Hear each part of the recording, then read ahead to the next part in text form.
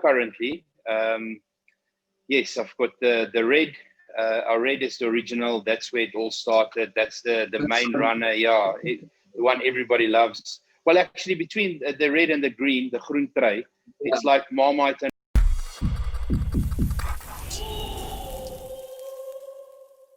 Welkom terug na nog 'n episode van KAK. Today we are actually going to speak in English, but that was just a nice Afrikaans introduction. So today we got Rooibaard here chilling with us, and he's actually going to explain a little bit more about what he does. And just tell us, Jacques from Rooibaard, what pushed you into starting Rooibaard, and also how did you come up with the name?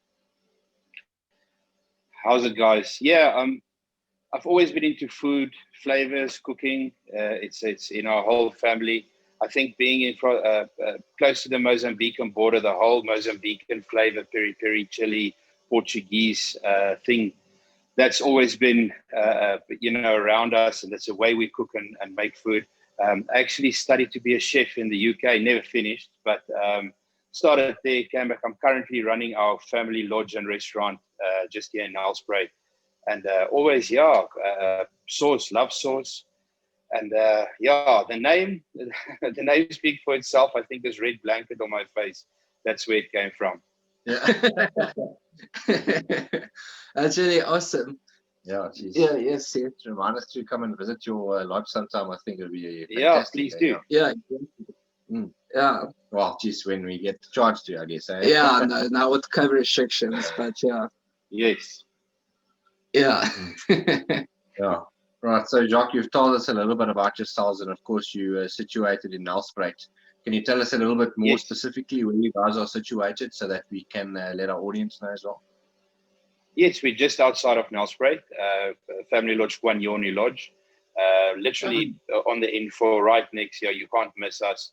So it's like a very big, I'm saying lodge, but more like a guest house with the restaurant. We sleep 150 people. So yes, it's right here in the Lowveld. Yes, yeah, okay. And you say that's a family lodge. So yes, has it been in your family for a while, or how long has it been in your family for? We've been the owners since 2007. It's a little project me and my parents we took on way back. I had the experience, it's my line of work, and yet it was a great addition. It's right next to our farm where we grew up, so it came on auction, and yes, we took it on, took the bull on head on, and yes, here we are today. Oh, that's awesome. Yes, Yeah. So tell us, Jacques, how many sauces do you actually have in your Rooibaard range? So I've got 4 currently. Yes, I've got the red. Our red is the original. That's where it all started. That's the main runner. Yeah, the one everybody loves. Well, actually, between the red and the green, the groen trui, it's like Marmite and Bovril. It's love and hate. It's that whole relationship. Yes, and then we've got a basting we added to our range, which is it complements the whole. We brought on a new little gift pack. You'll see it. Actually, it's fitting. It complements the range. And then I've had so many complaints in the beginning of doing the sauces. They says my sauces they're not hot enough. And then yes, that's when Rooibaard was born. I thought, okay, you want something that burns? I'll give you something that burns. So yeah, it's that's the ones. And then we've got a spice or two and a grinder. Yes, so I'm keeping it at that at the moment. But yeah, that's our range. Yeah. Now look, we've got the Rooibaard range in our 9 main hot sauces in the show. And let me tell you, it always kills us. Like even our guests as well. It's you're ready for the Rooibaard range when you get to that little bottle and you see it, and then and then our guests also get a little bit of a fright when you get the first taste, because it's quite a lacquer taste, but it's also heavy on the palate. So you get that instant heat, which I absolutely love. But I must say, our last session that we did with Romy, she also, we almost died on that episode when we hit the Rooibaard. I must tell you guys a funny story about Rooibaard. Whilst I was developing it, I did mixes in bottles, and the one when I was shaking, I didn't close the bottle properly, and literally exploded all over my face, in my eyes. Oh, shit. And it was, Ooh, yeah, that it must was have hurt. horrible. I literally had my wife Googling methods to take the burn away. And so there's Wow. actually videos. We'll not spread that around with me eyeballing 2-liter milk. So Yeah, yes. that was quite an experience. Yeah, I can imagine. Shit. Oh, geez, I must say I would never want that to happen to even my best friend or myself included. You know, Yeah, like that must have been The good thing interesting. about quad part, the good thing about quad part would be like it's the instant heat. It does burn. It really, I'm not saying messing you up, but it's only for a few minutes. It's not something that's very lasting. It's there and it's gone. So that's what we aim for, and I think we can make it hotter, but I think we've got that balance. I want to keep it at that. Yeah, exactly. It's the same thing that we said in our episode with Johnny Hexberg or Derek, is that, you know, you get that kind of balance where either it's too hot and not flavorful, or it's too flavorful but not that hot. But what I like about quad bars that I like a lot is that it's a nice balance between the two. It's a bit more hot, but it also packs a nice flavor to it as well, which I like a lot. Yeah, Yes. definitely. Thanks. No, I think I we think, nailed that one. Yeah. Yeah, so I've got a few thoughts, you know, just while we've been chatting here as well. Would you mind us asking what pepper the quad part is based on? Is it like Reaper or something like that, or is it? It is. It's part of it, but it's mainly some stuff I import. Again, with the price of America, I don't want to. If I'll give my secret ingredient away if I tell you. But yes, there's partly Reaper. It's a dried product, and then which we rehydrate, and yes, but it's from the US. I couldn't find something locally. I'm playing around with a few ideas and planting my own and seeing if I could get to that, but yes, I haven't found a product in South Africa yet. Okay, all right, definitely, it's quite a stinger, yeah. That brings me to so my that next secret question. I'll keep for now. I'll keep it for now. Yeah, exactly. Yeah, under lock and key, just like that.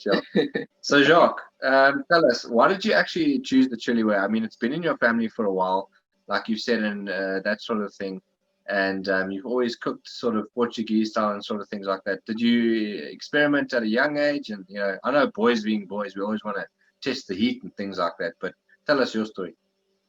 Mine is more, I followed your story. You guys, you like the intense heat and how it started. I can't say the same.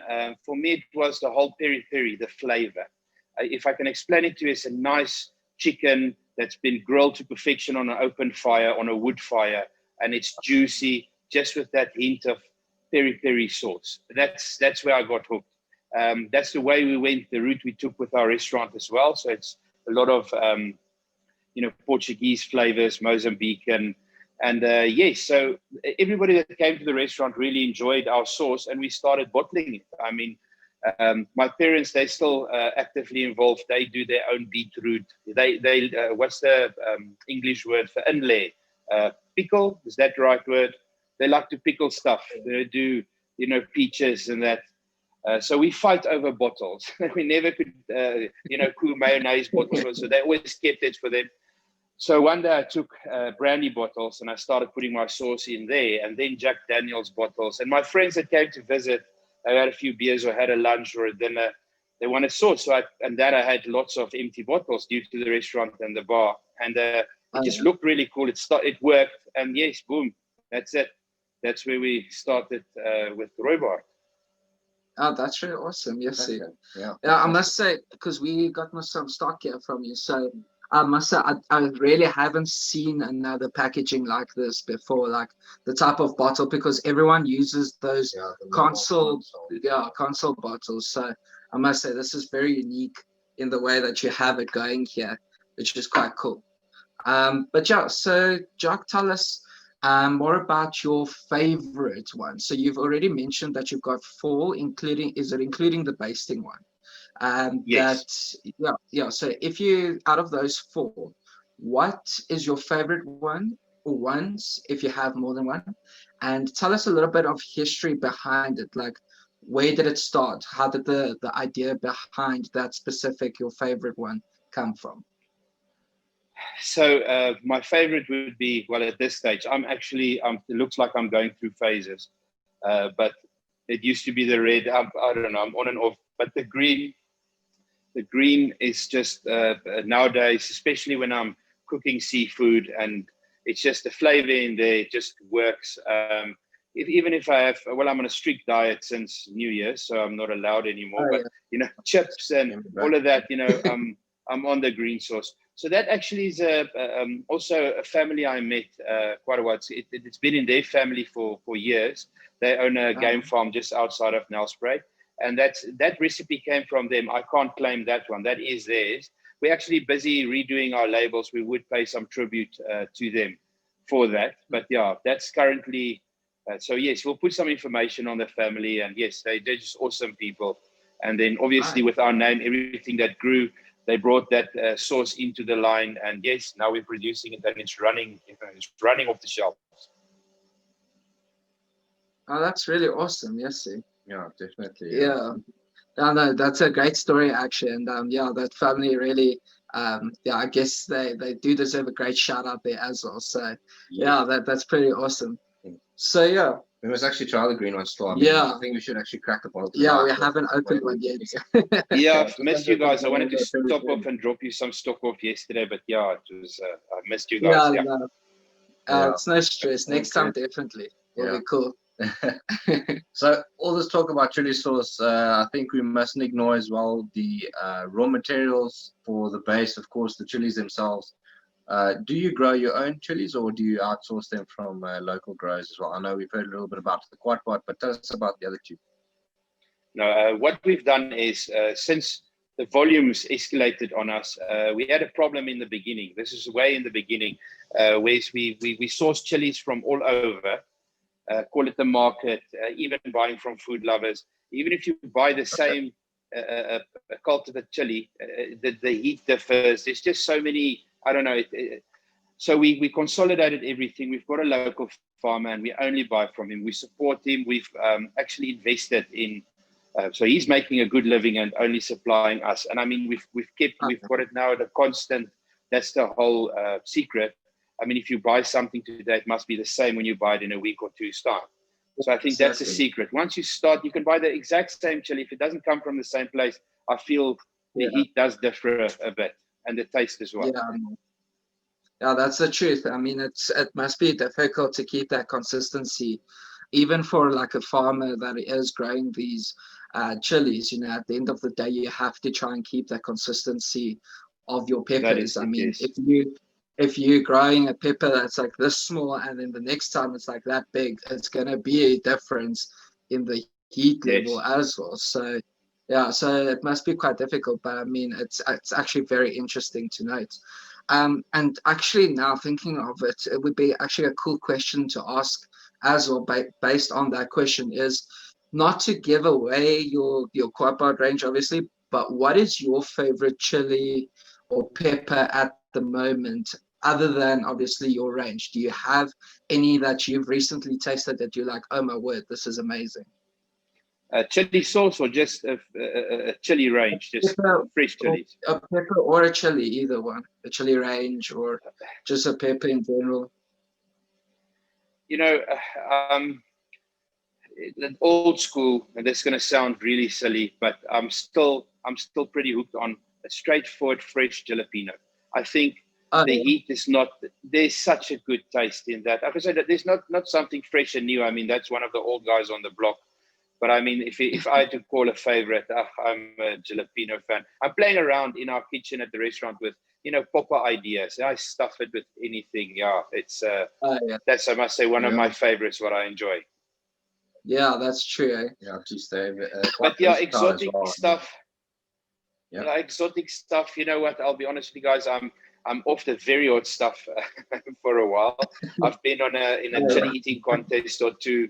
And I must say, the guys, they've given me hell. They've when it comes to be competing and being eating very hot, I must say, I'm sure you guys will beat me. I'm going more for the flavor than the heat at this stage. Yeah, well, that's awesome though. But building on now to our next actual main question is, what meals works best with your sauces? So including the basting sauce as well. What meals would you recommend for each one of your sauces? The red sauce itself is the original. That's you can cook with it. I'm not a big fan of using it in potjies and stews. A chicken liver, perfect, really nice, gives you just that little bit of flavor. But I mean, steaks. On the side sauce, chicken. Like I said, if you fry a chicken and just like a chicken and chips, and you have the red sauce, that just works perfect. On pizza, I must say, our sauce is being used by so many places, restaurants on pizzas. You'll find it on our sauce on the tables. The green, well, both of them go very well with seafood, but I feel the green, you can't, the green goes with fish, prawns, crayfish, that's just made for it. Yes, you can't go wrong on that. The basting is obviously now basting for me, but mind one thing, and I should actually put that on our labels. The sugar content's not very high. And I want to make, or does any other basting sauces. I'm a big fan of Jimmy's. I'm a big fan of so many other basting sauces, and they stick to the meat, whereas ours doesn't. You know, you don't marinate it before, literally more afterwards, just before you take it off. But the flavor in there, that really works. The red beard basting. Then the quad parts, I don't know. How I feel at this stage is for pranks on your friends, putting on their brandy glasses and, you know. So, but there you get you guys that really like to eat, like you said, got some flavor on there, and yes. So we've got some nice prank videos where some guys, they prank their friends, especially they go on a road trip and there's padkos, you know, involved. There's one sandwich that's, how can I say, poison. So that's a quad part. And then like it says on the label, even with Pro Nutro, I mean, it's I've got guys that they really enjoy the sauce. They get creative. Yes. So, but my suggestions, that would be it. Try it for yourself. I mean, if your taste, you just crave a certain taste with certain meat or certain dishes, and yes, that's how I would pair it. Oh, yes, that's quite lekker. And I must say, something that I love about your labeling is that it's funny. And it almost reminds me of Buffelsfontein's labels, you know, because they always have, So that's actually a point that I'd like to raise to you, is maybe you should also look at, because I don't know if you've seen, but Buffelsfontein's labels are always a little bit different from each other. Like there's always like I think they've got like a little block where they put like a random Afrikaans saying or something like that. So maybe if you can, I don't know if there is space on the quad part, but on the other ones, I know there could be some space where you could maybe like add a nice or interesting like Afrikaans saying, or like something funny to encourage people, I guess. Because it's always funny to read something that's super unique when you're purchasing it. Yes, that's the angle we went for, the whole satire and the joke. That, I mean, we went for the 3-step factor. I mean, it hooks you with your eye. You actually read it, it's funny. And then when you eat it, it's actually good. The quality is great. Yeah, exactly. Then we've got return business. So, but regarding Buffelsfontein, very good friends of ours. They are, you know, and I'd never want to copy them. You'll never see us going in any route. It's the whole beard thing, but with so much respect for them and the way they've done business and what they've built, you know, on the name. We're actually involved in doing a lot of things together. Even if you go eat at the restaurant, you'll find our sauce on the table. But we support them fully. I never want to copy anything that they do. So we're going to try and be original and stay original. But I hear what you're saying. We are busy doing the labels. There is one or two more tricks up our sleeve, you'll see in the future. Yeah, I'm excited to see, definitely. That actually brings us to the next question. Yeah, geez, I mean, we've been talking about all this food and that. We haven't cooked up yet. I'm actually getting freaking hungry. The fruit tray was like a Thai green curry or something. But that brings us to the next question, right? So we want to know, right? Okay, we've got the current sauces. You've got quite a nice little basket going, right? Do you have any new ideas in your head that you want to sort of implement in future and things like that for new sauces? I mean, we touched on jalapeno. What can you tell us, Jacques? So, okay, it's in the making. It's there's two big ones on their way. Where I don't want to give it away. I think you'll understand once I launch it. Saying too much now it's the first of its kind. There's 2 products, first of their kind. Nobody's thought of this. Nobody has done this before. It's completely unique.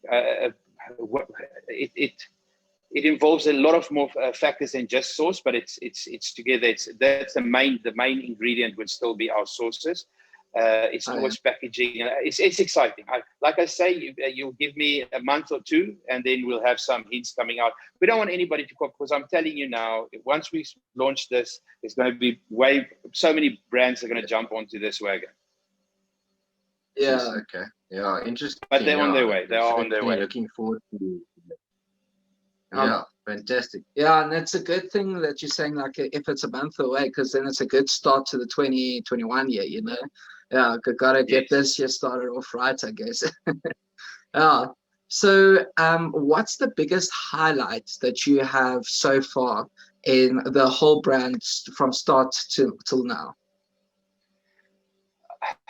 I must say, it's just being a sideline and a hobby that exploded into something like this. We're very blessed. It's we are doing the best we can in growing and learning. But the biggest highlight of going through everything is literally receiving a message or a little video of somebody I haven't seen in 10 years. I met in the UK back then, and just sending you a message where they're brine with the sauce, saying how much they like it, and just that small thing. That is the biggest highlight. It's the biggest treat, for somebody just to saying a message. Your sauce is baie lekker.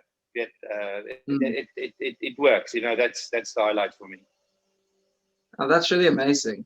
Yeah, and I must say, when we found your brand also on the shop that we bought it from when we just started Artivex and KAK, yeah, we were super surprised, because when we saw the bottle, it was a tiny bottle, but when we got it and we opened it up, we were like, yo, yeah, die hierdie ene gaan ons voete.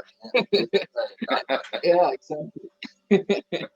Yeah, so yeah. Yeah, geez. So look, we're at the last question, Jacques. And considering, I think, everything we've said here today and everything I think that you have going at the moment, what's your biggest ambition and goal for the brand, and just going forwards, or for you personally? What are your sights in terms of the future there?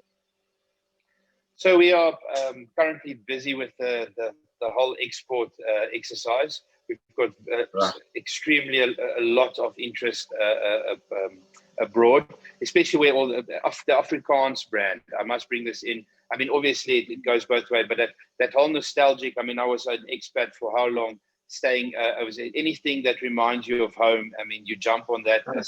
So we'd love to be a household name. And this is reaching like say Mrs. Balls or an All Gold. We like to be in every household. We want to be we want this thing to carry on. That's the main thing. I also had a meeting with my reps, and I said to them, our goal currently is to maintain business, not new business. Maintain, look after what you've got, and then growing. New business will come, but we want to stay. We don't want to go anywhere. That's the main idea. Want to be there. I want my kids to be the next Rooibaard. There must be 2 of them in the future. That's the plan. Oh, that's really cool. And so you say you export, then where's your main exporting that you find at the moment? Like, which countries are you currently exporting to, where you're really finding like that Afrikaans culture is still stuck with the people there abroad? Okay, so New Zealand is that's a great starting point, but we've reached quite a few how can I say, stumbling blocks regarding we have to on our certain regulations. There's a few things that needs to fall in place before, especially the regulations going towards Dubai. The interest is a lot. Dubai is quite difficult. Europe itself, I've got my sister-in-law. She's in France. They're interested in distributing there. We've got so much interest in the UK, even from the US. But your current situation, it's difficult to do all of that. So it's sort of on ice. We're getting our paperwork, everything in order. Sorry, my message is coming through here.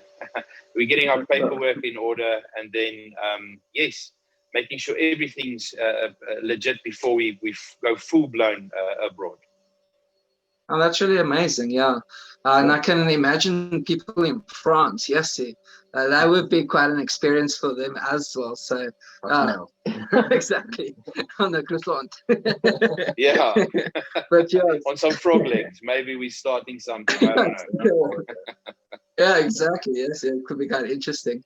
So, Jacques, yeah, that brings us to the end. But before we end off, I just want to let everyone know that all of the Rooibaard sauces are currently sold on our website, as well as on our Instagram and Facebook shops. So we've been running a few specials as well. So you guys must often check out our Instagram and so on when you guys do jump on. We are currently selling it, and yeah, I mean, these sauces are amazing. The Rooibaard, if you guys have been checking out our show, it's flipping to die for. And as Jacques mentioned, yeah, you can also use it as a prank if you really want to. Yeah, yeah, exactly. But yeah, thank you so much for sitting with us, Jacques. It was really awesome chatting to you, getting to know more a little bit about the brand. And yeah, is there any parting shots that you want to hit us with in Afrikaans? Yeah, anyone want to shout out to as well? Dankie julle. Nee, awesome. Dankie vir almal wat ons sous geniet en ons ondersteun. En ja, braai, eet lekker, geniet dit. Awesome. There you guys have Thank you. On the man himself. Thanks very much, Jacques. Yeah, and thanks for Cheers, watching, guys, and be sure to check out our shop. Okay. Yes. Cheers. Cheers for now.